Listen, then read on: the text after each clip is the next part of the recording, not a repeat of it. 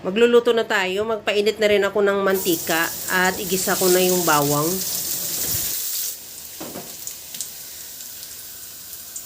Igisa ko na rin yung sibuyas.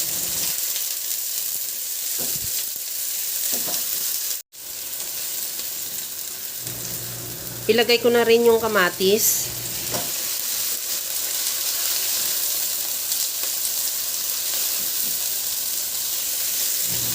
Okay na tong kamatis. Ilagay ko na yung breast chicken na hiniwa ko lang ng maliliit. Bali, isang pirasong breast chicken yan. At ihalo hanggang sa mag-iba na ang kulay.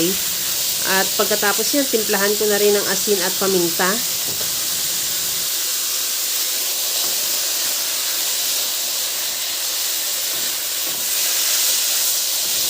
Okay na itong ating breast chicken. Ilagay ko na yung mais. Bali, fresh na mais yan na tinanggal ko lang sa anong tawag dun? Pulp niya. At ihalo lang hanggang sa mag-isa lang na mabuti yung mais.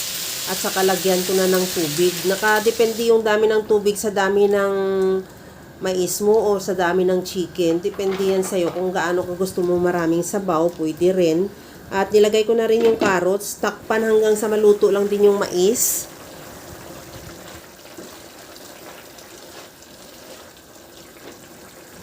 Tikman ko na rin kung okay na yung sabaw natin. Maglagay ako ng liquid seasoning. Kahit anong seasoning available sa'yo, pwede. At isunod ko na ilagay yung talbos ng sili. Kung mayroon kang talbos ng ampalaya, mas maganda rin yun. Dahil sa amin hindi available ngayon, kaya talbos ng sili ang nilagay ko. Pwede rin malunggay kung mayroon ka. At lagyan ko na ng onion leeks. At pagkatapos yun, kunting halo na lang, ready to serve na yung ating napakasarap na chicken corn soup.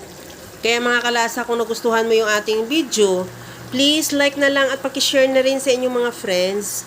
At kung bago ka pa lang sa aking channel, subscribe na at i-click mo na rin ang bell button para sa mga notification. Okay na to. Hanggang sa muli mga kalasa.